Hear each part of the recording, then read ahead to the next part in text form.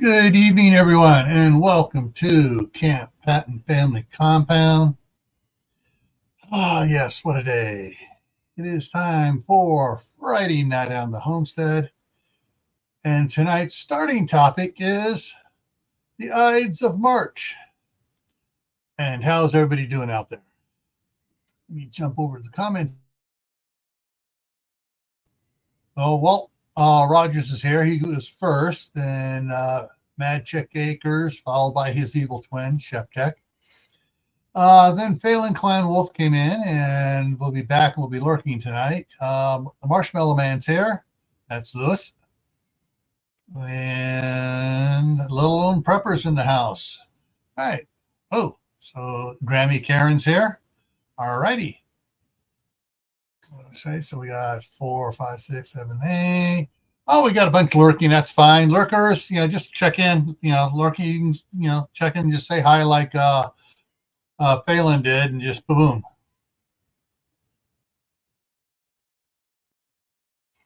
That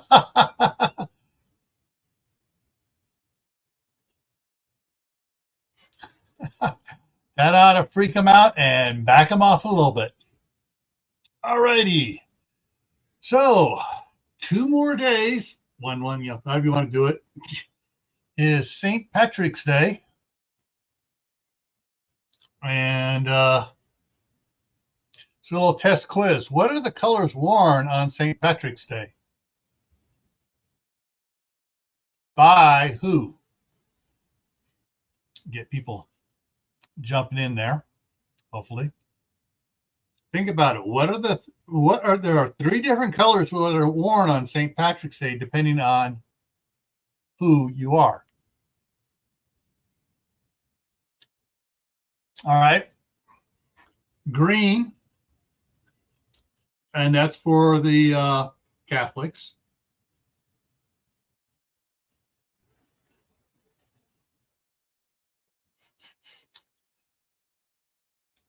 No, not because you're Scottish. Orange is for the Protestants.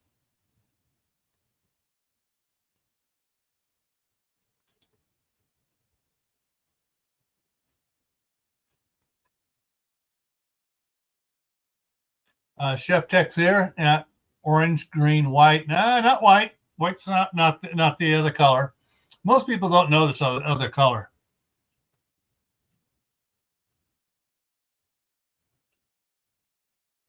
Well, it's blue for the other religious type.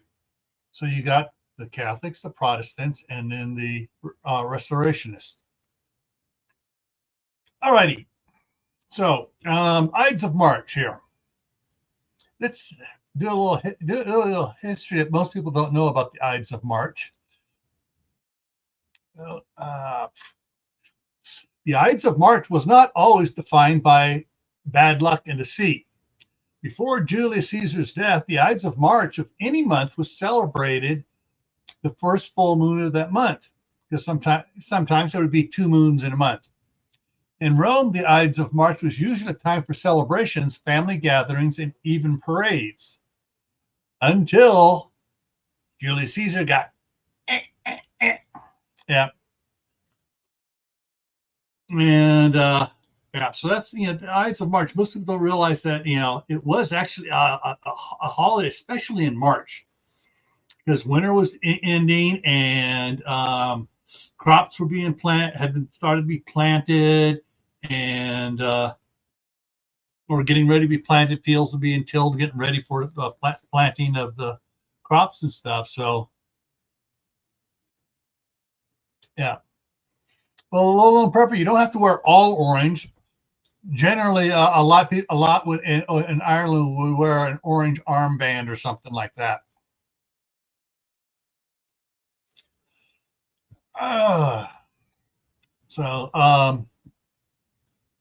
Yeah. Anyways, for most of tonight here, I'm going to be sharing some videos from a channel with you guys. And we're going to be kind of reviewing these videos as they're playing, making comments and stuff. Some of these are downright hilarious. So let me get stuff set up here. But yeah, they're bring it up here, right?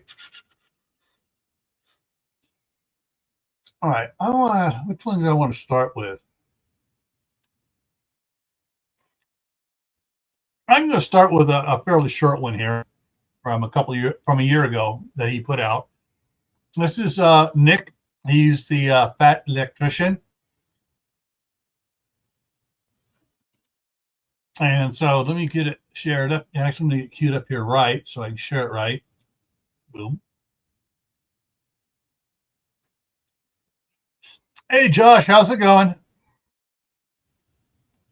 All right, so bring this up here. And so we're going to, and guys, let me know what you think about this guy. Oh, hang on, wait a minute. I just realized something. I got to stop sharing. I forgot to do something when I started to share.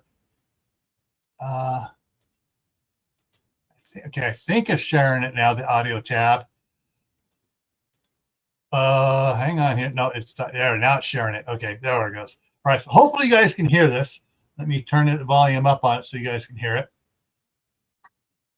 Today we're talking about death rays, carrots, and how Great Britain's kind of sort of responsible for the creation of Bugs Bunny. Okay, look, if you don't know, pretty much every country involved in World War II is committed to spending a lot of time, money, and effort to coming up with new and creative ways to unalive one another. And early on, Team Bad Guy would invest a lot of time and effort to coming up with a death ray, because that's not the most cliche bad guy thing to do ever. You know what? Actually, I take that back. That's probably where the cliche comes from. Anyways, Great Britain, aka the USB, would find out about this pretty early on and proceed to do what the USB does best. They stole it. I mean, tactically acquired it. You know what? Let's just be honest. Historically speaking, the USB treats anything of historical or cultural significance the same way a tweaker treats a catalytic converter. I'm not saying it's right. I'm just saying it happened. I mean, let's face it. If grandma passes away and leaves you a nice vase, there is a greater than 0% chance that Britain's going to try to come take it. Anyway, so Britain ends up developing a death ray, and theirs doesn't work, and neither do the bad guys. But what Britain figures out is that if you turn the death ray down, you can actually use it to track airplanes while they're in flight. This would lead to the invention of the first radar. They then proceeded to equip radar up and down their entire coastline. That way, anytime the enemy bombers approached, they had enough time to scramble their own fighting planes to go and stop the bombing run. And this actually worked really well right up until it didn't. Eventually, the enemy figured out that if they did the bombings at night, they were far more effective. This is because British airplanes didn't actually have a radar inside of them, so once they were in the air, they were unable to locate the bombers at night. Because of the success of these bombing raids, two things happened. One, London imposed a blackout, meaning at night, no one was supposed to have lights on to make it harder for the bombers to actually see where the city was. And two, they would develop the AI radar, which stands for aerial interception. And this would be the first radar that was actually inside of a fighter plane. Once the Royal Air Force pilots had onboard radar, they began fucking up the enemy bombing runs so bad that people began asking questions. I mean, for example, they had guys like John Cat Eyes Cunningham, who was a fighter ace credited with downing 20 enemy bombers, 19 of which were at night. Do you understand how insane that is? You only have to down 5 enemy aircrafts to become an ace. This guy did more than 3 times that, and it was in the fucking dark. And when people start asking questions about how that was humanly possible, you want to know what the official British government answer was? He eats a lot of carrots so he can see good at night. Could you imagine getting your entire Air Force's ass beat by like one dude, and the official response is he ate his fruits and vegetables? Like, the British Army's got the Lee Enfield rifle, but the Royal Air Force has the Lee N carrot. And the craziest part about this whole thing is everyone actually believed it. You see, World War II, everybody was short on a lot of different resources. Britain in particular was short on food. But one thing they had an abundance of was carrots. So they started telling everybody that their war heroes were eating a bunch of carrots and it helped them see better at night, which coincidentally was really beneficial because London and other cities along the coast were having blackouts every night, so they couldn't see at night. Realizing how incredibly convenient this lie was, Britain launched an enormous propaganda campaign. They began making up all kinds of crazy carrot recipes and putting them in the newspapers. They even began making cartoons trying to inspire children to eat more carrots. A bandwagon that even America hopped on, creating maybe the most iconic cartoon character of all time,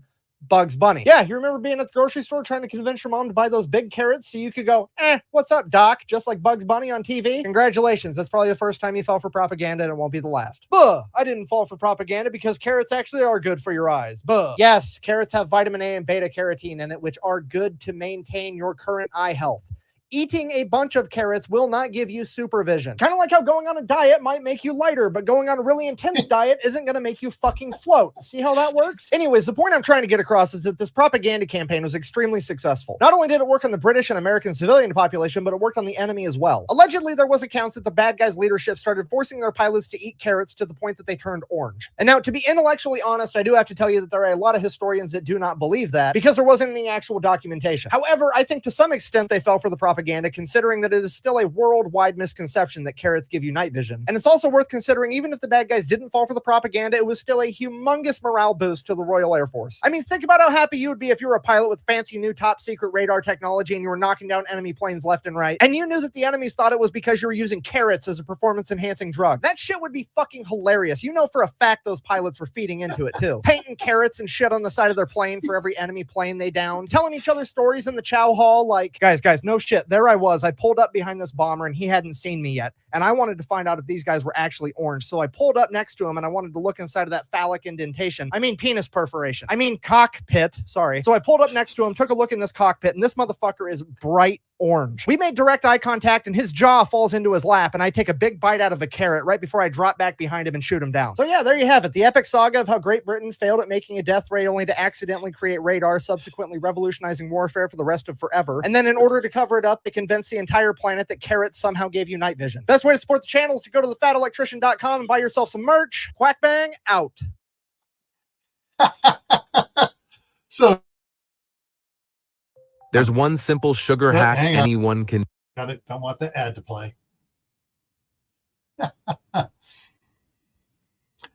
Yeah, I mean, this guy is great. I mean, he digs up all these fun facts, historical fun facts, and then he goes off on them like a comedian, and just fire stuff off right and left on it. So, what do you guys think of that? Let's see if anybody's going to put any comments out there. But yeah, Nick, that was when Nick was doing it on his cell phone and editing stuff and everything else. But yeah, it's I mean and looking at it, I did some other research, and yeah, so the carrot thing became big in the U.S. too, and it was funny. I mean, it's the stuff he comes up. Oh, and then his names for the cockpit of a airplane. He does that quite a bit. He comes up with all these different pun words like CR would do, and to try to come up with the for it. Let's see here. Here's another one that's a little bit shorter. I think this one's going to be good too. And he actually starts using a term that I did not know is actually part of the American language. Older part of it, but it's part of it there. So let me get this up here. Today we're talking about the Mark 19. I'm just gonna come out and say it. It's a machine gun that shoots grenades. Like, imagine a bunch of grunts pouring a case of hand grenades into a pitching machine. Yeah, it's that. This thing is capable of shooting 40 to 60 grenades per minute up to a mile away. And that's actually just when you want to use it for direct fire like a gun. If you get bored and decide you want to take some half-court shots, you can aim it up in the air and basically use it like miniature artillery. For when you want to hit the bad guy with that Ides Deletus. I'm trying to tell you, it's basically a fully automatic mortar. In case the enemy's hiding behind a tank or something. Because a tank... Did you catch that? The Ides Deletus. Tank is literally what you're going to need if you plan on being safe at all. Because this thing shoots M340 dual-purpose grenades, and they are capable of penetrating up to 3 inches of armor. Should you find yourself not in a tank, the kill radius on one of these grenades is 5 meters in diameter, which is like 16.5 feet. That's like the you're definitely dead radius. If you're within like 50 feet of this thing when it goes off, you're probably going to have a bad day. If you're inside the 16-foot kill radius, then, well, your subscription to life just got canceled. Your new pronouns are here and over there. If you're not picking up what I'm putting down, I'm telling you, somebody's going to be picking what's left of you up with a fucking snow shovel. Now, to be fair, that's definitely the worst part. But it is worth mentioning that when you're shooting grenades, there is a noticeable delay between the time that you hear the thump and the time you hear the explosion. I'm trying to tell you, it's like getting unalived with a dial-up connection. Like, you're going to fuck around and take a pop shot at Doc, and you're going to hear thump, thump, thump. Like, you're dead, it's just buffering. You're actually going to have time to bend over and kiss your ass goodbye before you take your new job promotion. Because you're about to go from insurgent to fucking everywhere surgent. And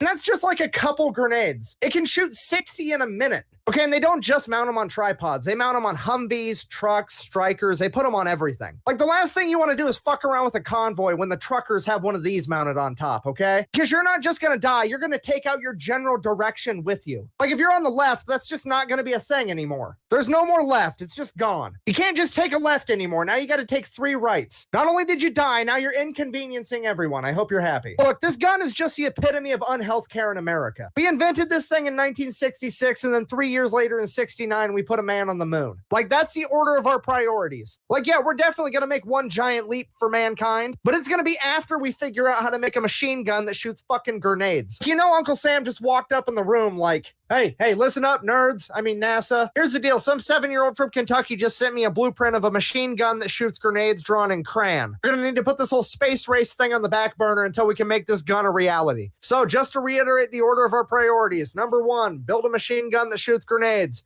Number 2, win the space race, putting a man on the moon, subsequently bankrupting the Soviet Union. And then for the final death blow, we're going to beat their undefeated hockey team at Lake Placid in 1980. Any questions? No? Good. Okay, ready? Break. Thank you for watching. I hope you enjoyed it. Best way to support the channel is to join the Unhealthcare Club or go get yourself some merch, all available at thefatelectrician.com. Quack bang out. I like that. The unhealthcare system. I wonder if I can order one of those from Amazon. Yeah. Yeah. Anyways, I just thought I'm sharing a couple things from him tonight, and it's some are really funny off the cuff, like that stuff there is. However, this next one is amazingly important. There's a lot of interesting facts in it, and this next character changed the way the U.S. military operates as far as giving out Congressional Medal of Honor. So this next one here, you get it queued up here, right? Is about about Master Sergeant Dan Daly of the United States Marines. So bring it up here. All right, go ahead and make your prediction now. Who would win in a fight? 200 Kung Fu practitioners with melee weapons or 1 Marine with a machine gun? Today we're talking about the most gangster Marine ever. A man so remarkable that General Lejeune himself would declare him to be the most outstanding Marine of all time. A man that was so fierce on the battlefield that General Smedley D. Butler, one of only 2 Marines to ever receive the Medal of Honor twice, would declare him to be the fightingest Marine he ever knew. Ladies and gentlemen, the only other Marine to receive the Medal of Honor twice, Sergeant Major Dan Daly. Born in New York on November 11, 1873, Dan Daly would grow up competing as an amateur boxer as well as working as a paperboy. And while working as a paperboy might seem like the useless details you throw in at the beginning to humanize the main character, in this case, it's anything but, because him working as a paperboy would create a butterfly effect through time that would change the U.S. military as a whole. You see, you got to remember that this is the late 1800s, and information and news didn't spread the same way it does today. So working as a paperboy back then meant that he always got the newspaper, meaning that he had more information at his fingertips than 99% of the population. Because all right, I'm going to stop you here for a second. Did you catch that? So the paperboys back then, he had more information at his fingertip. So because of this, he would be able to closely follow the exploits of future President Theodore Roosevelt and his famous Rough Riders all throughout the Spanish-American War. And this would go on to be his inspiration to join the U.S. Marine Corps, hoping that he too would be able to fight in the Spanish-American War. So that's exactly what he would do on January 10th, 1899, when Dan Daly would enlist in the United States Marine Corps at the age of 16 years old, coming in at only 5'6" and 135 pounds. But hey, as the old adage goes, it's not about the size of the dog in the fight, it's about the size of the fight in the dog. You see, the real problem here wasn't his stature, but the fact that he joined to fight in the Spanish-American War, and the Spanish-American War ended on December 10th, 1898, exactly 1 month prior to his enlistment date, but the news hadn't spread that far yet, so he ships off to training anyways. So fast forward, he finishes up training, realizing the Spanish-American War is over. He's kind of like, meh, I mean, the Spanish got off lucky, can't help it. I mean, let's face it, I'm going to get the action I'm looking for at some point, right? This is America. We've been a country for like 124-ish years at this point. We've been not in armed conflict for all of like 45 seconds at this point. Surely something's going to pop up soon. So he ends up getting put on ship duty over in the Asiatic fleet on the USS Newark. And sure enough, like after a month of being there, the Boxer Rebellion breaks out. And guess whose ship is the closest one to be able to respond? Dan Daly. All right, real quick, oversimplified explanation of what the Boxer Rebellion is in case you have absolutely no idea. At this point in time, China had really just been opened up to the rest of the world, and foreign influence is just flooding in. You have Western businesses going in there trying to make money. You've got Western governments going in there being like, hey, you guys want some democracy? And then you had missionaries going in there also trying to spread Christianity. And all of this influence came so fast, so quick that a large portion of the Chinese population felt that it was too much, too soon, and they started to push back and started a nationalist movement. Part of this nationalist movement was a bunch of young men that practiced Kung Fu. Now, to somebody from the West, Kung Fu looks an awful lot like shadow boxing, so they just referred to these young men as boxers, hence the term Boxer Rebellion. These boxers got together, started their own little club called the Society of the Righteous and Harmonious Fist, and then proceeded to run around beating the shit out of and or killing every foreign diplomat, businessman, and missionary they could find. And it is at that point that the Marines get sent in. So Private Daly and the rest of the Marines show up to Peking, China, which would later go on to become known as Beijing, the capital of China, at which point they promptly and immediately take over a large legation center on the southern border wall of the city, known as the Tartar Wall. They then gather up all the refugees they can find, get them inside the legation center, and set up a defensive perimeter. Things are going well. Now we're just waiting for reinforcements. Problem, hours and hours go by, the reinforcements don't show up, and it's about to be dark out. So at this point, the Marine leadership's thinking like, hey, the reinforcements are definitely on the way. They wouldn't just leave us here, which means the reinforcements have gotten lost because, I mean, let's face it, if there was ever a time or a place where the directions of go to the giant building on the big fucking wall wasn't specific enough, it would be in China, right? I mean, they're known for their big ass walls. It's kind of their thing. So they're lost out there. We need to go find them before nighttime. Otherwise, they're going to get ambushed by like 1,000 of these Kung Fu guys, and they're all going to get killed. So we're all going to leave, go find the reinforcements, and come back. Private Daly, you're going to stand guard here by yourself. Now, I don't know what the logic was behind this. I don't know if it was like, fuck Private Daly, he's the new guy, he can have the shitty job, or if it was like, hey, Private Daly's the new guy, this mission's really dangerous, let's leave him here where it's safe. Or maybe they knew he was the main character and that he had plot armor. I have no idea. Either way, Private Daly is now effectively playing goalie for America for all of these refugees. So sure enough, like an hour after all the other Marines leave, hundreds of Boxer rebels show up and they're looking for muskets and stuff, really outdated weaponry. By and large, they're all carrying traditional Chinese martial arts weapons like swords, bow staffs, what have you. Some of them are even just rocking the old meat mittens, but they're looking for a fight either way. And this is shaping up to be one of the most ridiculous battles of all time. I mean, this is the type of stuff you get drunk at the bar and ask your buddy, like, hey, you think you could take on all 300 Spartans if you had a machine gun? Like, that's exactly what's about to go on here. I mean, in one corner, you've got an 18-year-old Marine with a machine gun, and in the other corner, you have 200 martial artists with, like, bow staffs and shit. You literally have Gun Fu versus Kung Fu, okay? And here's the kicker with the entire thing. The Society of the Righteous and Harmonious Fist legitimately and wholeheartedly believes that their martial arts training has made them impervious to bullets. Yeah. So this entire horde of Kung Fu fighters just starts as he opens fire with his machine gun, and they fight well into the night. The rest of the Marines were a couple miles away. They found the reinforcements, but now it's too dark for them to travel in this rioting city at night safely, so they've adopted a little defensive position, and they're just holding position until daylight. They're literally forced to just sit there and listen to the machine gun fire and the yelling and the screaming and machine gun fire, and then suddenly the machine gun runs out of ammo, and then there's bolt-action rifle fire. He gets the machine gun reloaded. There's more machine gun fire, and this goes on for hours, and then it progressively just gets slower, and there's less machine gun fire and less screaming and less machine gun fire and less screaming, and then suddenly it just stops. At this point, the Marines have to accept the fact that their friend has just died courageously in battle, fighting an entire mob by himself because they left him alone, and all the civilians that they've been tasked with protecting are going to be slaughtered. And now all they can do is sit there and wait for the sun to come up. So the sun comes up, and the Marines start making their way back to the legation center, but they're kind of dragging their feet because, well, they know what they're going to find. They're really just there to recover the remains of Private Daly and make sure that those are taken care of. And they start making their way there, and as they get closer, they're like, man, Private Daly really took out a lot of these guys. That's impressive. And they get closer and like, holy shit, he took out a ton of these guys. This is the most aerodynamic mass grave I've ever seen. And they get to the top of the wall, and there's Private Daly smoking his pipe, leaning up against his machine gun. And they're like, holy shit, you made it. He's like, yeah, why wouldn't I? Well, we heard the machine gun stop firing and we just assumed that you'd been killed. He's like, no.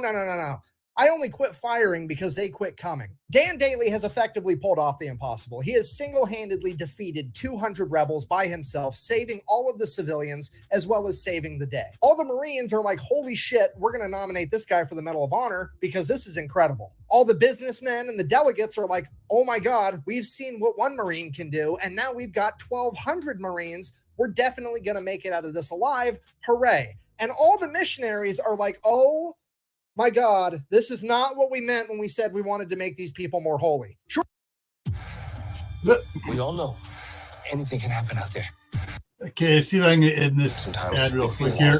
Shortly after this, Dan Daly would be awarded his first Medal of Honor for the battle, and then he would go on to continue serving in the Marine Corps as if nothing had happened. Okay, fast forward 15 years, now Gunnery Sergeant Daly has been involved in every military conflict the U.S. has for the past 2 decades. He is one of the most experienced combat veterans in the entire U.S. military, and he is a living legend in the Marine Corps. And on October 24th of 1915, Gunnery Sergeant Daly would find himself leading a platoon of men through Haiti during the Cocos Rebellion. Just after his entire company would cross a river, his entire company would be attacked on all 3 sides by over 400 Cocos rebels, forcing them to retreat back into the river. And while doing so, the horse carrying the crew-served machine gun would be shot and sink to the bottom of the river as the remaining Marines continued to cross the river before adopting a defensive position to repel the attack until nightfall. It is now pitch black outside, and Gunnery Sergeant Daly knows as soon as the sun comes up, they are going to get attacked again, and the only chance they have is to get that machine gun back from the bottom of the river. So he takes off by himself in the dark of night, goes all the way back to the river, and just begins diving to the bottom of the river, trying to find this dead horse with the machine gun strapped to it. And after hours of trying, he finally finds this horse, manages to go down, untie the machine gun, come back up for air, go back down again, getting pieces, ammunition, the gun itself, the tripod. He gathers up all of this stuff, gets it out of the river, and then straps it to his back and carries it back to his men. Bear in mind, that is over 200 pounds of equipment, and this guy is 5'6", 135 pounds, but he gets it done anyways. Now, Marines believe in a couple things when it comes to a gunfight. Number 1, bring a gun. Number 2, bring friends with guns. Number 3, decide to be aggressive enough quickly enough. If you're not picking up what I put down, I'm trying to tell you that he is not about to use this machine gun for self-defense. He's about to use this machine gun for self-offense. First thing in the morning, he gets his men together. They launch an attack first, scattering the enemy into the jungle, retreating, and Daly has effectively saved himself and all of his men, earning himself his second Medal of Honor. Fast forward 2 years, June 1st, 1917, it's World War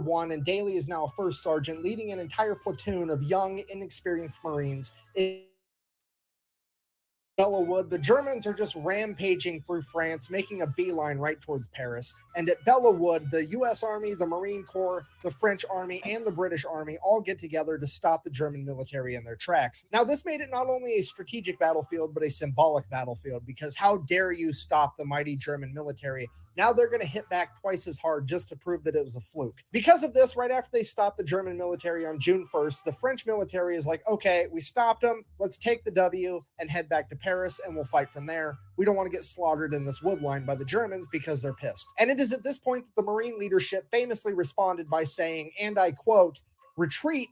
Hell, we just got here."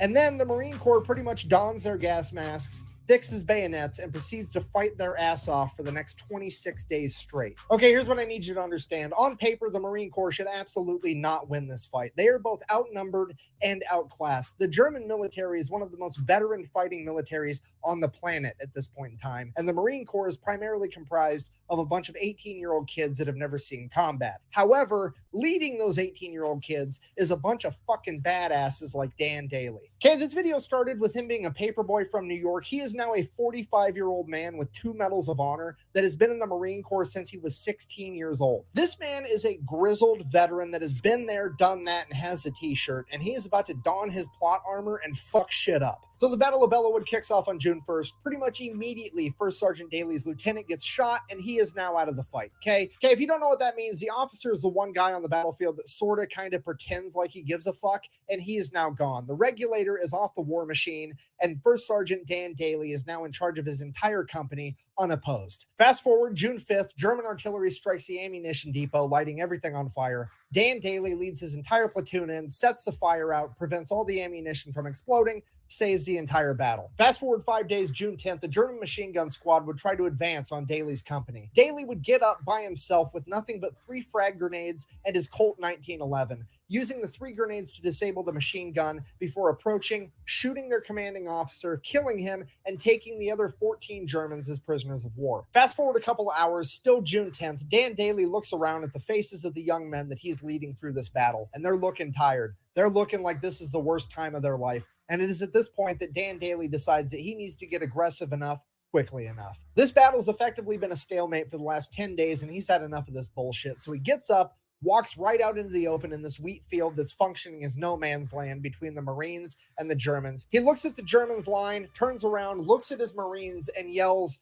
"Come on, you sons of bitches, do you want to live forever?" before charging at the German line. All of his Marines, that's Dan fucking Daly, were going to follow him, so they charged too. In an act of pure hyper-aggression, Dan Daly's company would catch the Germans off guard and would actually manage to punch through their line, causing all the other Marines to become hyper-aggressive and attack as well, effectively setting off a chain reaction that would lead to the Marine Corps pushing the Germans all the way out of Bellawood over the course of the next 16 days, where on June 26, American High Command would receive a single telegram, and I quote, "Woods, now Marine Corps entirely," giving America its first win in World War I and the Marine Corps its new moniker. Due to the blatant hyper-aggression of the Marines, the Germans began calling them the Teufelhunden, or the Devil Dogs. And it's all because of the actions of First Sergeant Dan Daly. After the Battle of Bellawood, Daly would continue to serve throughout World War I until on the 11th hour of the 11th day of the 11th month of 1918, the Germans would surrender, effectively ending World War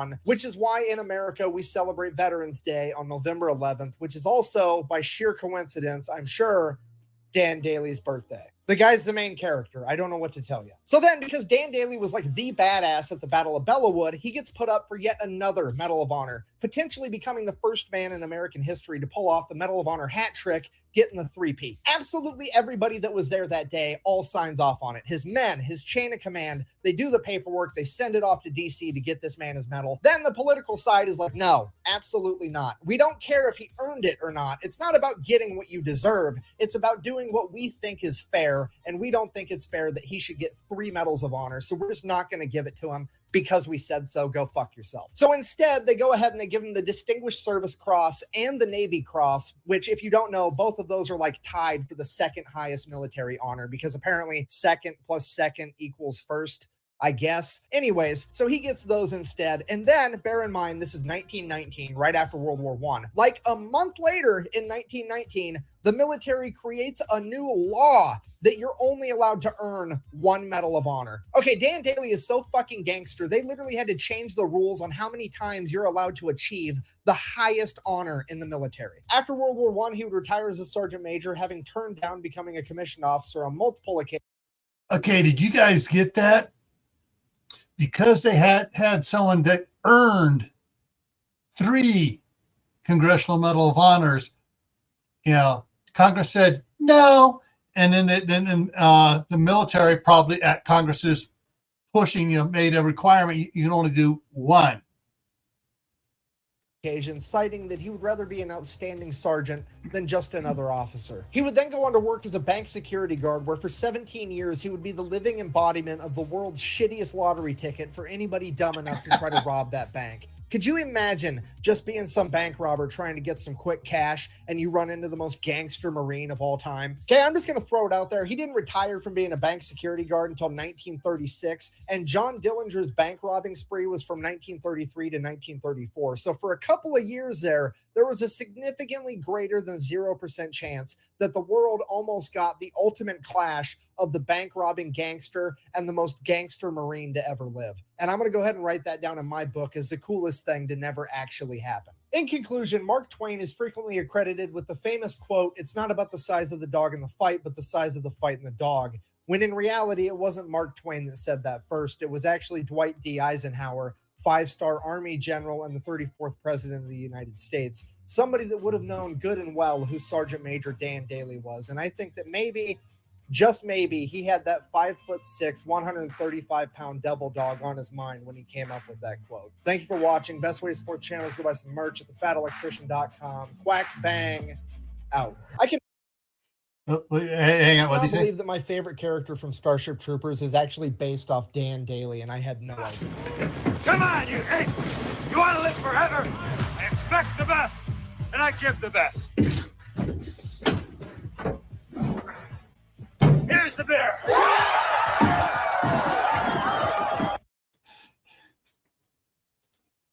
Okay. Is drinking warm water the best way to Stop. There we go. So, what do you guys think of Dan Daly? 5'6", 135-pound, earned 3, but was only awarded 2 Congressional Medals of Honor.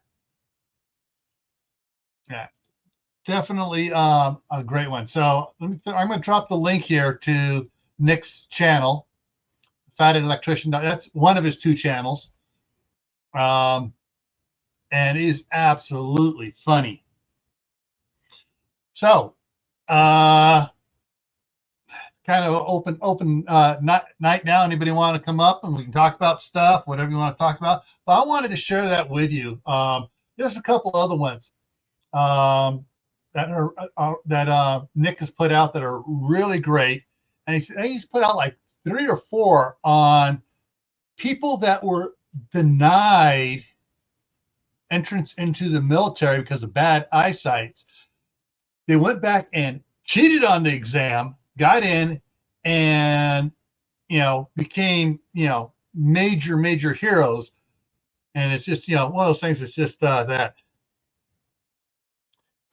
So like I said in the beginning, Ides of March was not what it originally was. Those that came in a little bit later, it was originally a holiday, a festive holiday and stuff, until Julius Caesar got the point, and and so yeah. So I'll start off with a little history. I went through some American history here. There are some other cool things in there that Nick covers. He covers some cool things from Britain, and one of the pilots, one of the best British pilots, was actually a double amputee on his legs. And they said, "Oh, you can't fly." And they brought him, and somehow he got back in there. And here's Mark.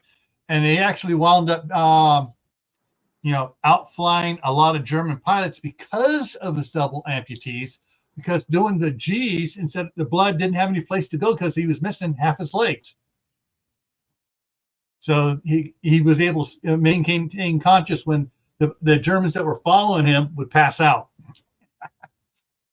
But Nick's got some really cool stuff. Hey, Mark, how's it going? Good. So we got a full moon this month? Give me a second here.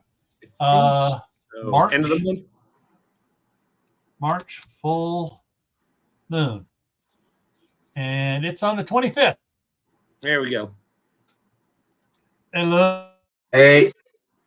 So the Ides of March, if they didn't set it on March 15th when Julius Caesar got killed, this year, the Ides of March would be on the 25th, which is the perfect time for planning because that's after the actual spring equinox and for most of the country, and things are really starting to warm up. But sounds like there's a little more to the Ides of March than just war. Oh yeah, Ides of March was they had all sorts of parties and other fun stuff. They'd have parades and festivals and stuff because it was a big deal, especially around the Mediterranean. It's time to plant food. It's time to get things going, plow the fields, and get everything going and stuff. So it wasn't until Julius Caesar kicked off his friends and non-friends, and they decided, we're going to get rid of this guy. And the senators were as trustworthy as the senators today, and stabbed him. Oh, yeah. So, yeah, it's oh, okay. We lost 4 people. But yeah, if you guys want some really funny historical videos like that, Nick does a bunch of them. He does a video on the ship that would not sink, the USS Nevada, which the United States nuked twice to get to sink it. And let's see, talks about the shoot. He goes over a bunch of different aircrafts and does one on the battleship New Jersey sinking an island. Yeah. How do you sink an island? How do you sink an island? Or you just blow out so much dirt, the water takes over. This is a funny one too. It's the mute that. So get rid it's of not that. like that one senator said Guam is going to tip over if they put too many people there. No. Let me see if I can set this up here. I'll share this one here with you. How the battleship New Jersey sunk an island. Today we're talking about the most decorated American battleship of all time. Ladies and gentlemen, I present to you the USS New Jersey. It is the longest serving battleship in history, serving in World War II, the Korean War, the Vietnam War, and the Persian Gulf. Unsurprisingly, the most decorated battleship of all time belongs to the best class of battleship of all time, the Iowa class, also known as Nebraska Premium. Iowa class battleships were the fastest battleships of all time, capable of traveling 33 knots, which is like 38 miles an hour if you speak freedom fractions like an adult. Or if you've got some weird decimal fetish, it's like 61 kilometers an hour. So what do you sacrifice to be the fastest battleship of all time? Absolutely nothing, because it's also the hardest hitting battleship of all time. It is equipped with 49 Oerlikon autocannons, 20 quadruple Bofors, 10 Mark 28 5-inch turrets, and its main armament of 9 Mark 7s installed on 3 turrets. These guns shoot a 16-inch 2,700-pound HE shell. If you don't know, HE stands for high explosive, which is American for get effed. I've been informed I'm no longer allowed to say fuck. Whoops.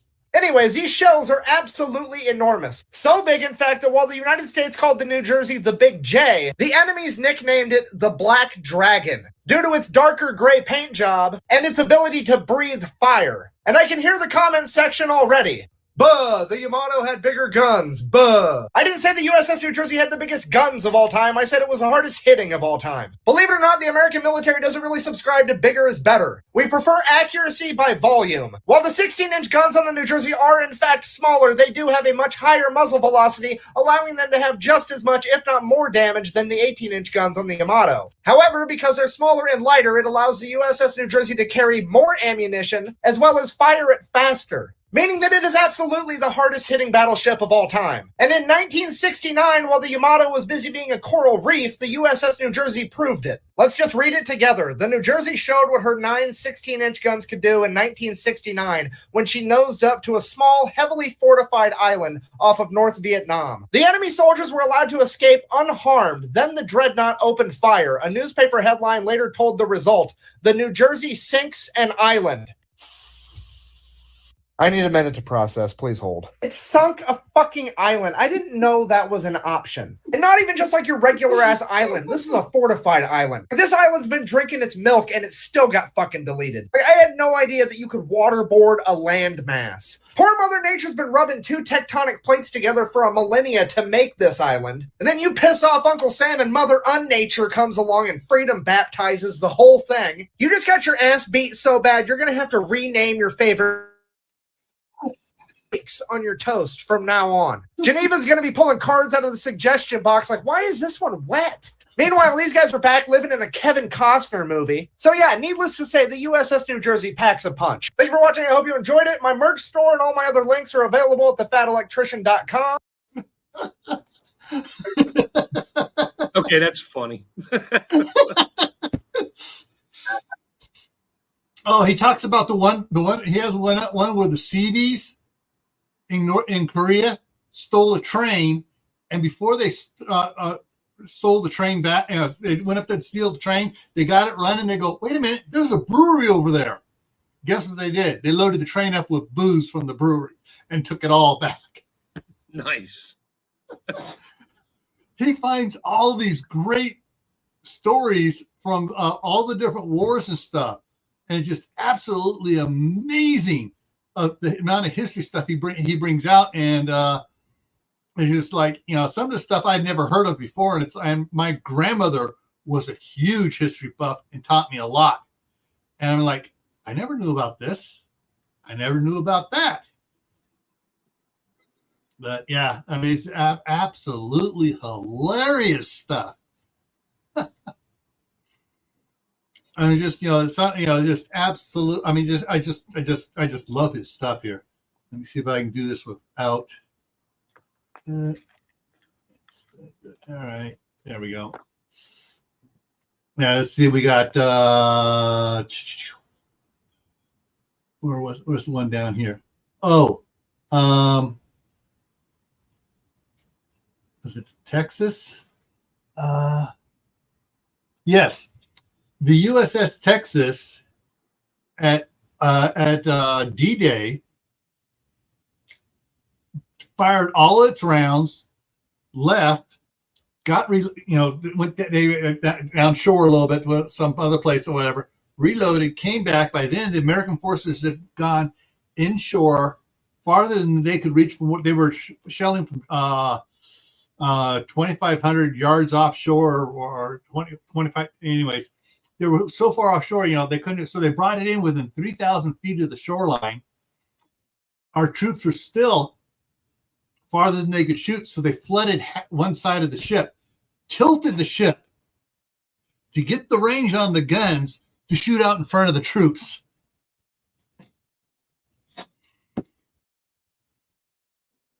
So I mean, hey, so yeah, all right, so yeah, now the Navy's being gangster too. But yeah, what was that? Where there's a will, there's a way. Oh yeah. Can't raise the bridge, lower the river. Exactly. And he goes through. I mean, he's been reviewing like the Rangers school.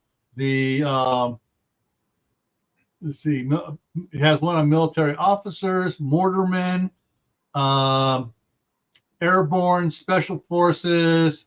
I may share this other one here. Tactical underwear. The SEALs, the Seabees, the Cav Scouts. He does little videos on all of these talking about them.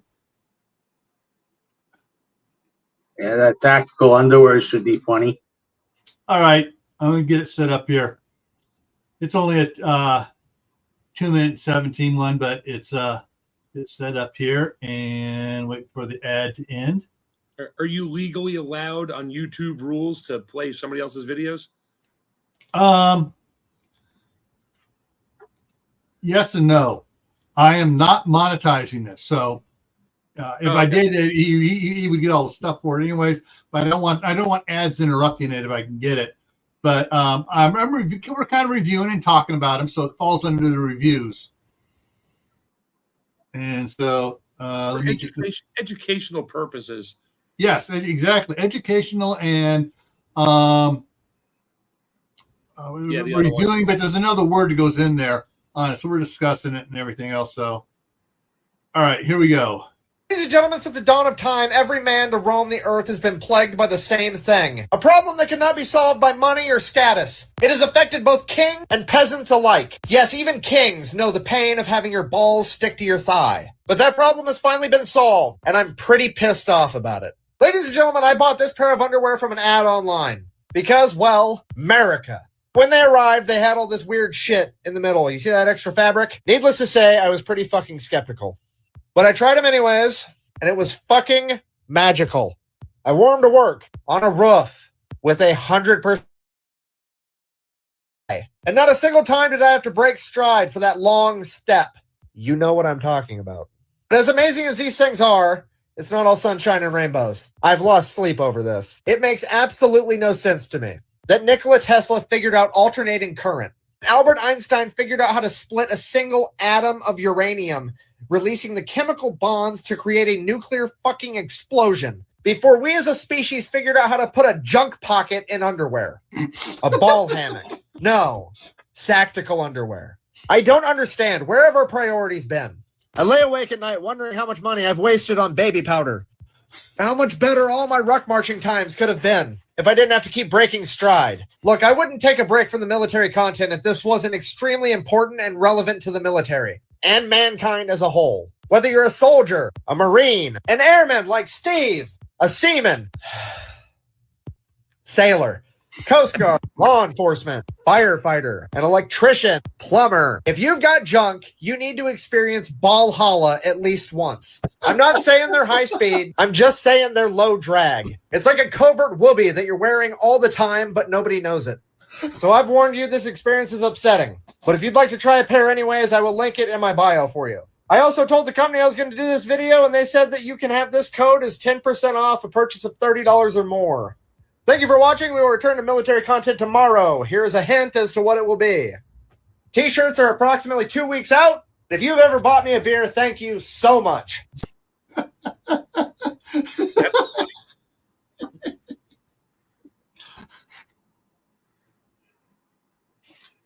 He did another one on those as well.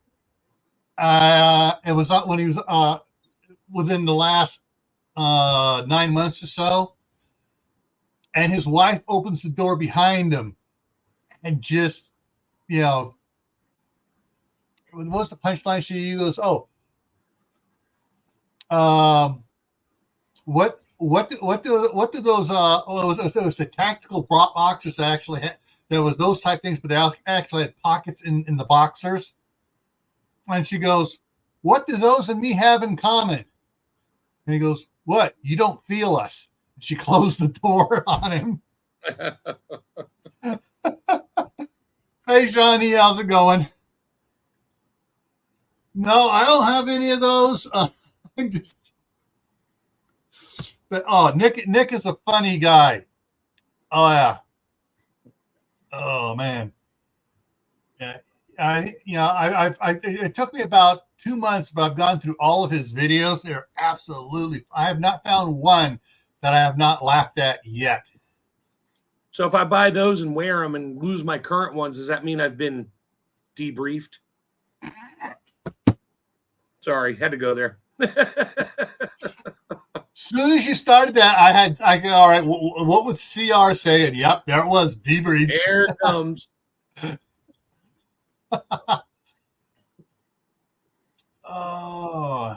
Let's see. Was it the Marines? I think it was the Marines, and he has one on one's called. I want to get the name right here. Let me look at it here. Hang on, see if I can find it here. It's that's the bear. I thought it was before the bear. Maybe it's after the bear. He talks about the animals that the militaries have adopted. The Polish had adopted a bear as one of their things and stuff that they actually had in battle with them.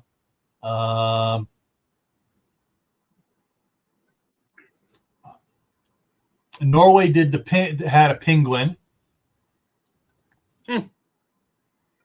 and somebody had they made the. Was it the Marines in a different war had the duck? Let's see here. Oh, it's starting. And actually it was a mule, and it actually got promoted several times. Officially promoted. Sergeant Reckless. Sergeant Reckless in the Korean War. There's the video on it. Sergeant Reckless. It's a long video. It's 33 minutes. And yeah, it's absolutely hilarious. Some of the things that go on it. The Marines taught the horse to drink. Only Marines would do that.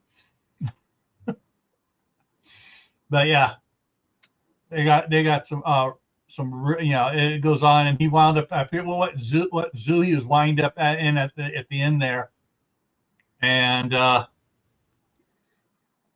lived to be a ripe old age. But yeah, there's a lot of different funny ones in there. Of course, one of the good ones was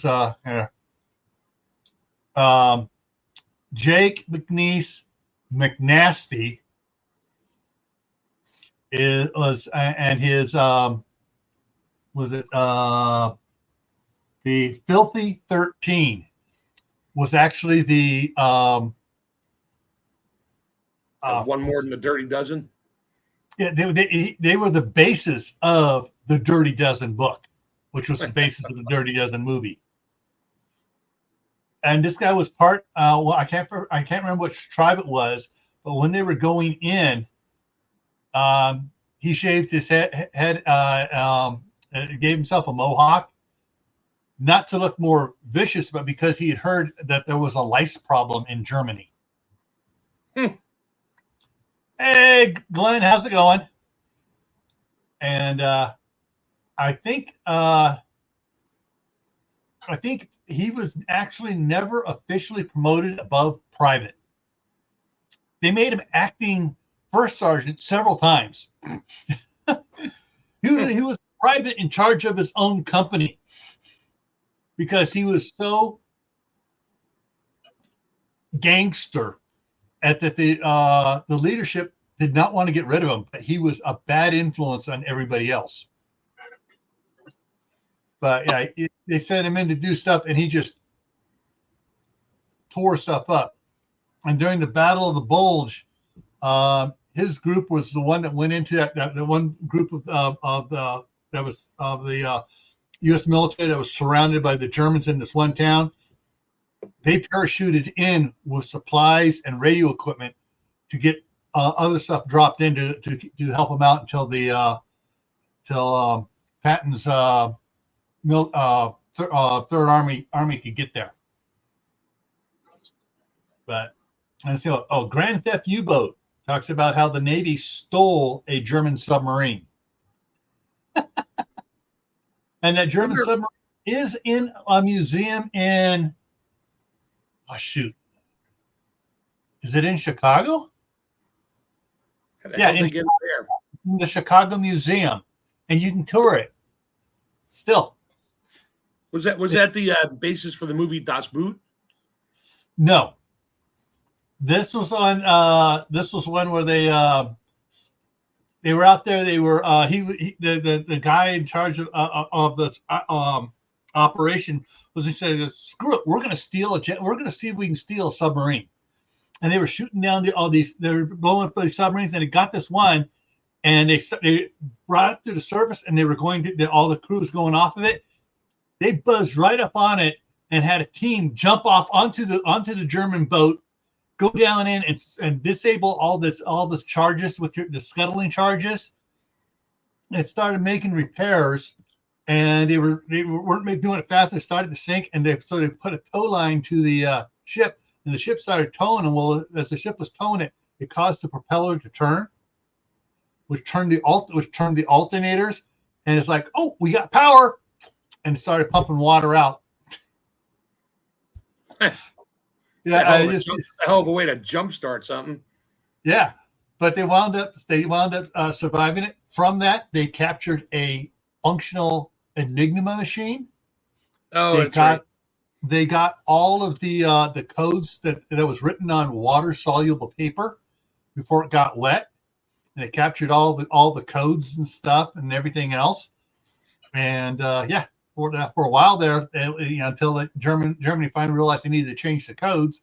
This is why we had such great success for a several month period there, where we just thwarted a lot of their stuff. But yeah, there's a lot of cool things there.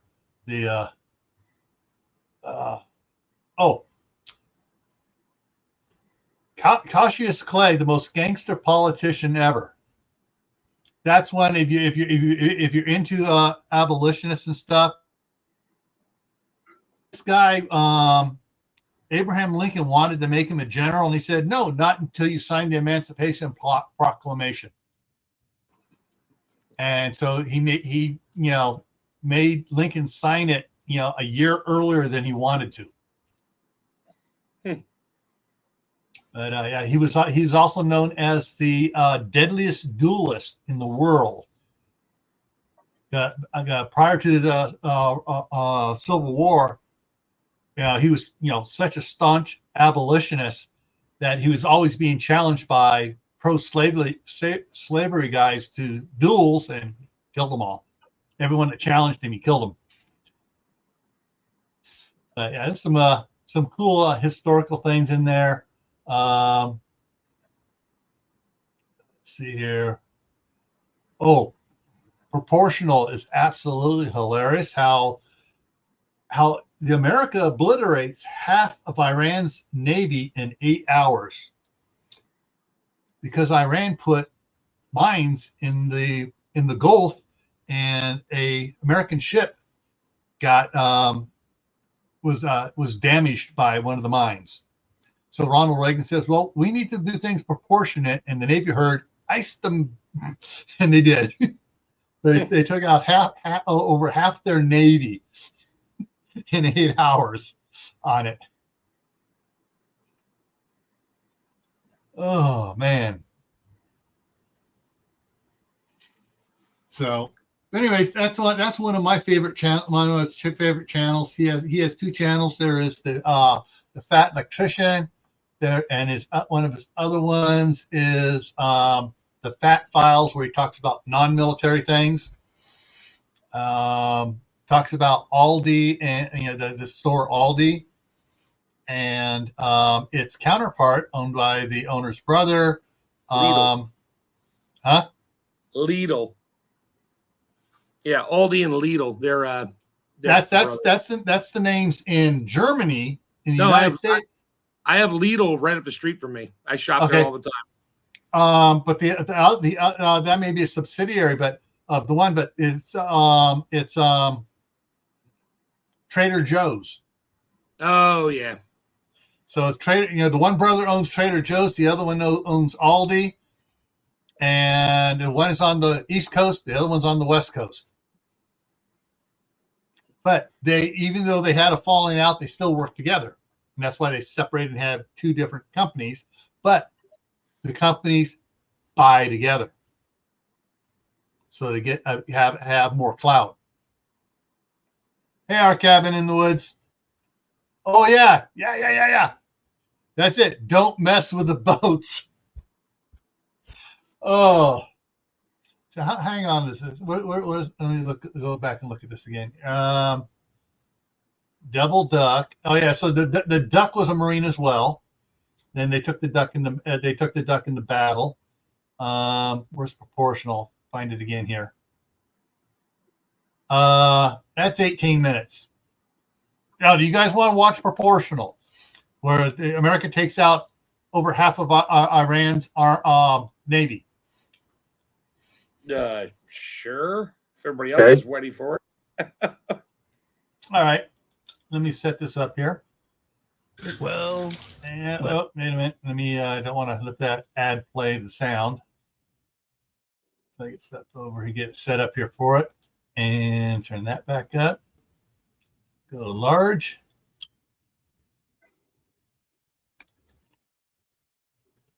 Back to the beginning. Ah, yes, the time that the U.S. Navy got upset and destroyed half of Iran's entire naval fleet in a single 8-hour workday. Today we're talking about Operation Praying Mantis. But real quick, this video is sponsored by Zydax Custom Gaming PCs. They are all built right here in America with American-based tech support and a lifetime warranty. It's the computer that I use and the one that I would recommend. I'll have them linked down below if you want to check them out. let's get to this video. All right, important background info. 1980, Iraq decided to invade Iran. Why? Don't really care. Not pertinent to the story. However, at the end of that war, Iran decides, hey, we're going to pull a page out of the old Art of War by Sun Tzu. We're going to cut off the enemy supply lines, deprive the enemy of nice things. It's going to work out great. Iraq's got a weak navy. We're going to wipe out their navy. And then every time they send out an oil tanker through the Persian Gulf, we're going to blow that up. So they can't sell any liquid dinosaur. They can't make any money. They go broke. We win the war. Hooray. It's a solid plan. So you get that? Solid plan, huh?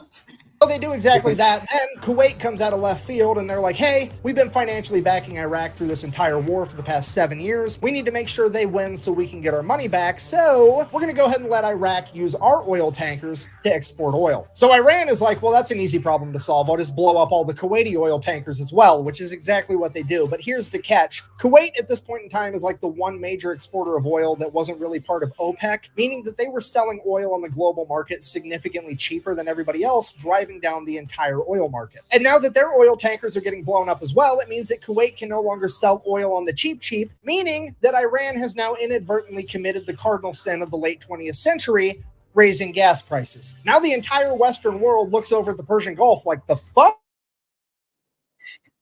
The ghost of Sun Tzu's sitting there shaking his head like, that's the one exception. I would have messed with any supply line except for that one, because we all know what happens next.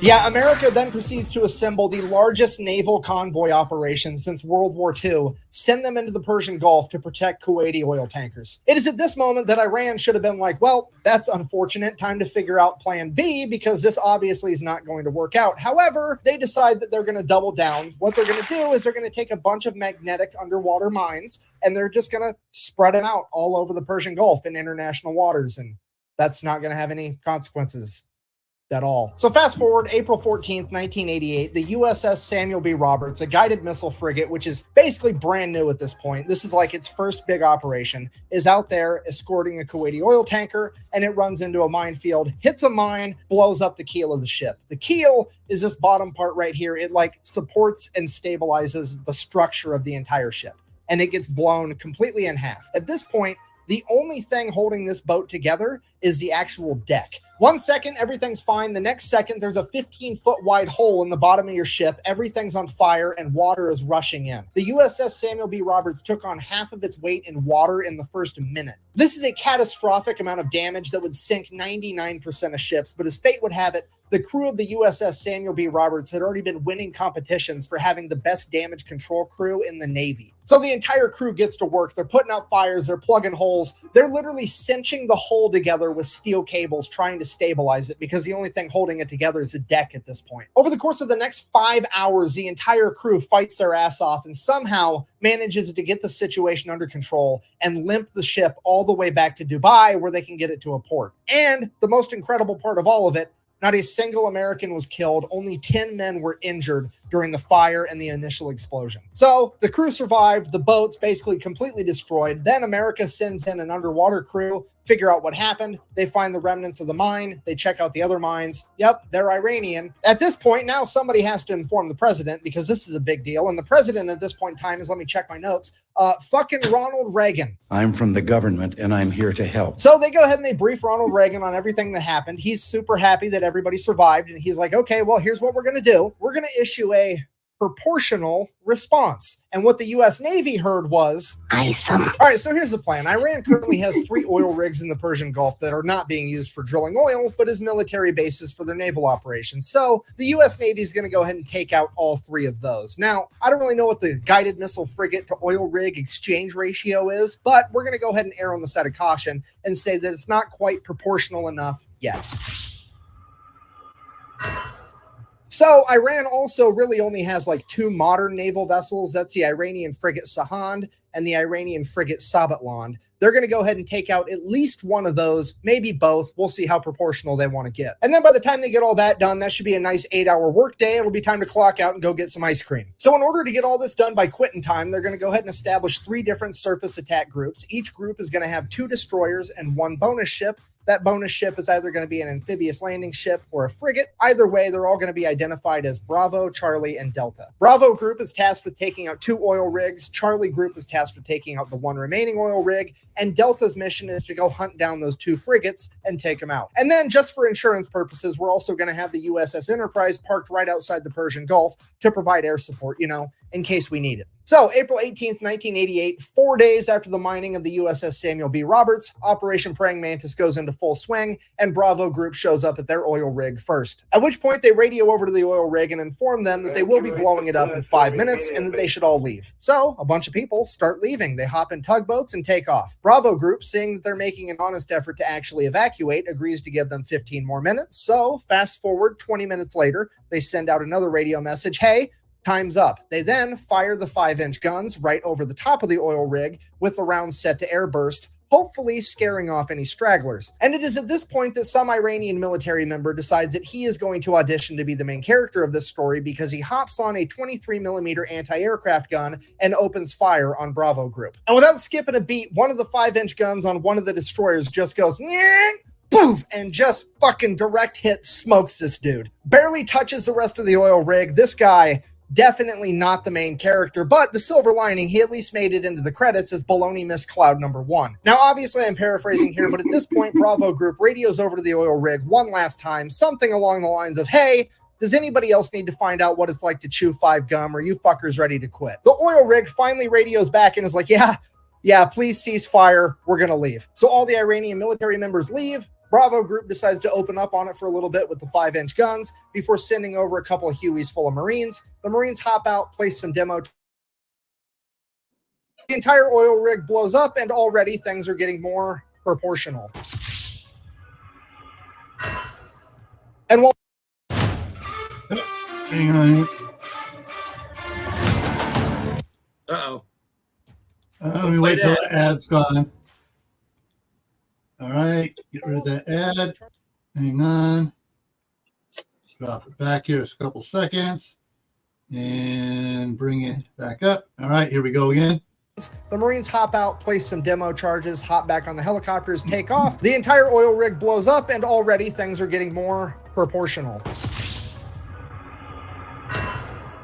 And while all that was happening, Charlie Group made it to their first oil rig as well, and pretty much the exact same thing played out. The only differences were Charlie Group didn't have Marines to place the demo charges, they had Navy SEALs, and when the Iranians opened up with the 23mm anti-aircraft guns, they just decided to keep firing 5-inch shells at the oil platform until it burst into flames and burnt the entire thing to the ground. At which point, the commander of the destroyer kind of looks over at the Navy SEALs and is like, "Sorry, I guess you guys get to sit this one out." Oh, mission got canceled? Good. And while all that's going down, Bravo Group's already making their way over to the third oil rig, at which point they pick up something on radar, and it's definitely another enemy ship headed right towards them. And at this point, you have to remember, this is the late 1980s. None of the American sailors have seen naval warfare on this scale. The pucker factor is on. They are getting harpoon missiles ready, and they are about to get in like one of the biggest naval fights since World War II. At which point, whoever's in charge of Bravo Group decides to take a deep breath, and they're like, okay, let's send up a helicopter real quick just to verify that it's actually an enemy ship. So the helicopter goes up, radios back to Bravo Group. It's definitely a warship, but it's a Soviet destroyer. At which point, everybody's like, what? What is happening right now? So they radio over to this Russian destroyer, and they're like, what are your intentions? And the Russian commander radios back in broken English. I swear to God, this is a real quote. "I'm just here to take pictures for history. Look, I know that I bash on the Soviet Union and communism every single chance I get, but this time around, I got to give it to them. These guys know how to party. Just straight up rolling into the middle of the largest naval operation since World War II to eat popcorn and watch. It's incredible." At this point, Iran finally figures out that there's something going on, but they don't really know what, so they just begin attacking any ship they can find, and the first ship they found was a civilian cargo ship called the Willie Tide that they begin attacking with Boghammer-style speedboats. So the Willie Tide radios for help. The USS Enterprise responds by sending up a bunch of A-6 intruders, as well as F-14 Tomcats. The A-6 intruders show up, start dropping cluster bombs. They end up hitting one of the speedboats and scattering the rest. The civilian cargo ship is saved. Hooray! Cutting back to Charlie Group, now there's an Iranian fast attack ship coming right at them. So they radio over like, hey, yeah, we're kind of going around blowing up all your stuff, but also we've got a very specific list. You're not on it. So how about you just go away and we'll forget we saw you. The Iranian fast attack ship messages back, sounds good, we'll do that. And then they just keep driving right towards them. And then this Iranian fast attack ship gets within like 15 miles of Charlie Group, which is like point blank range for a naval battle. Charlie Group radios again, dude, what are you doing? To which they respond, I'm following orders. And then they proceeded to lock their radar on Charlie Group, which Charlie Group can see. At which point Charlie Group immediately launches 5 missiles directly at the Iranian vessel. The Iranian vessel fires a harpoon missile back at Charlie Group. Both groups now have missiles in the air screaming towards one another. The Americans launch countermeasures, shooting up chaff rockets that end up catching the harpoon missile, detonating it in midair. The Iranian vessel, on the other hand, did not have any countermeasures capable of stopping the newer technology behind the American missiles, and it would end up getting sunk pretty much immediately. Then, before anybody can really even fully digest what just happened, radar picks up 3 Iranian F-4s screaming towards Charlie Group. Charlie Group then turns, fires a bunch of surface-to-air missiles at the F-4s. The F-4s see them coming. They're like, oh shit. They pop a U-turn and try to outrun them. F-4s, while they are extremely fast, can't outrun missiles, so one of the missiles ends up blowing a wing off one of the F-4s. Now America has taken out an entire naval vessel and an F-4 that they did not plan on taking out, and it's throwing off all of our proportions. And because of that, American leadership orders Bravo Group to stand down. We're not going to go take out that 3rd oil rig. And right as soon as that order gets given out, Delta Group chimes in, is like, hey, we found that frigate we were looking for. So now nobody knows what to do, because on one hand, things are already getting out of control, but on the other hand, we really want to take out these frigates. So American leadership decides, well, we might not even have to make a hard decision. Maybe that's not even the frigate and the radar's wrong. Why don't you go ahead and send a couple of A6 intruders over, do a flyby. They can verify that it's actually this new modern frigate. And if it is, we'll make a decision from there. Or so they thought, because the A6 pilots are about to decide that they are, in fact, the main characters of this story. You see, the USS Enterprise and its aircraft aren't really supposed to be doing a whole lot. They're more or less just there for insurance. In fact, they're only allowed to engage the enemy under one of 2 conditions. One, the President of the United States signs off on it, which is actually what happened with the speedboats earlier. Or 2, they got told to go fly by this boat to verify that it is, in fact, the new modern frigate, but they didn't get told how to fly by the boat. So they drop down 50 feet above the water and just gun it, and they buzz the entire ship. So the ship opens fire with its AA guns, but these planes are so low to the water, the AA guns can't actually aim down low enough. So all the anti-aircraft fire goes right over the top of them. They continue to stay low enough till they get out of anti-aircraft gun range, and then they pull up, at which point the ship launches a bunch of surface-to-air missiles at them. They drop chaff as a countermeasure, takes care of those, no big deal. They then go around, do a U-turn, send a radio message to this frigate, I'm going to sink you now, which they can now legally do because, remember, the ship fired on them first. Victim to one of the classic blunders. So the A6 fires an anti-ship harpoon missile, and the second they pull the trigger on that, the fire control team from the USS Enterprise is like, what the fuck are you doing? We're not supposed to be killing things yet. And the A6s are like, look, they fired at us first. Them's the rules. And the USS Enterprise is like, holy shit. Okay, I guess. Let them have it. Then a harpoon missile finally makes impact. It's a bullseye. The A6s do a U-turn, go, drop another 500-pound laser-guided bomb right through the deck of this frigate, fly past it, do another U-turn, come back, drop a 1,000-pound bomb on it. Then they radio over to the Enterprise and like, yeah, it's definitely going to sink. We're going to head back. So the A6s take off, headed back to the Enterprise, and like 5 minutes later, Delta Group shows up with their warships and begin firing on the already sinking frigate. They hit the magazine, the frigate explodes, rapidly sinks to the ocean floor. At this point, naval leadership is like, okay, Jesus Christ, everybody stop killing things. We need to figure out what all happened. We got to keep this proportional, remember. So, if you can still carry, would you do this with your gun? Hang on. Let me get through this one here.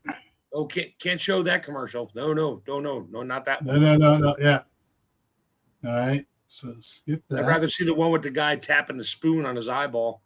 Yeah, don't want the platform ad on that one, so we'll pull that one off and we go back here and go back here. You enjoy you catching all the nuances of this proportional exercise? Yeah, it's proportional. You So yell they at start me, going back and I kill forth. you. Everybody's figuring out what everybody did, if anybody's hurt, what's going on, the whole story. And then as the A6s are making their way back to the USS Enterprise, guess what they happen to fly past? The other modern frigate. So now the entire U.S. Navy is looking at this last frigate like SpongeBob looking at a jug of water. I don't need it. I don't need it. I need it! But also, like, realistically speaking, the A6s are pretty much out of ammunition. The only thing they have left are 2,000-pound bombs, and those just aren't going to be enough by themselves without a harpoon missile to take down this ship anyways, so they really are just going to fly by and verify that it's the modern frigate. So the A6 intruders go ahead, they do their flyby. It is in fact the new frigate that they thought it was, and it does in fact open fire on the A6s. A6s make it out completely unscathed, at which point they pop a U-turn, and one of the A6 pilots is like, It's the bullseye womp rats in my T-16 back home. So the A6 pulls up, gaining altitude, and then dives down, aims its nose right at the frigate at like a 35-degree angle. They're doing a good old-fashioned dive bombing run like it's fucking World War II. The AA guns start firing. There's bullets whizzing past the plane, but they're committed now. They're closing in, closing in. The bombardier behind the pilot lets the pilot know, hey, I'm locked on. At which point, bombs away, the pilot pulls up, and the bomb goes right down the fucking smokestack of this boat. Blows up, completely destroying the entire engine room. That frigate is now dead in the water with no power. The A6s go ahead and radio in that they have completely disabled this frigate, at which point the American leadership calls a complete ceasefire. They're going to go ahead and let that frigate survive, get towed off, potentially be repaired. With the U.S. Navy having effectively disabled or destroyed over half of Iran's functioning navy, the U.S. military decides to call it a good day, ends Operation Praying Mantis. We all get to live happily ever after.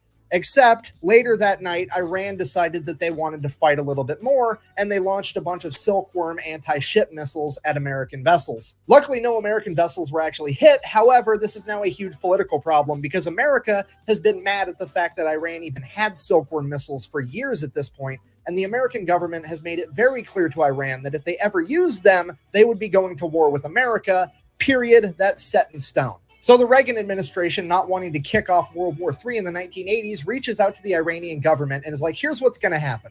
You're going to go ahead and admit that that was an accident. I'm going to sweep it under the rug, and we're never going to talk about it again. Because if this makes headline news and the American people find out, I'm going to have to get real proportional around here. So Iran's like, okay, fine, whatever. It was an accident. Let's sweep that whole thing under the rug. But I am still going to take America to international court to try to prove that it was a war crime to take out my oil rigs. That way I can get to international court. They lay out the case. The international court is looking at America like, okay, well, first of all, you're the fraction people. I don't know how you think that this is proportional, but it definitely wasn't. Second of all, according to the Amity Act, you absolutely should not have attacked their oil rigs. This is probably a war crime. At which point the representative for America is like, well, actually, if you read the Amity Treaty between Iran and the United States, it only talks about ships and boats. It don't say shit about oil rigs, meaning I wasn't obligated to not attack those oil rigs. At which point the court is like, hold on. Fucking, he's right, son of a bitch. Okay, well, I guess America's innocent because I've said it once and I'll say it again.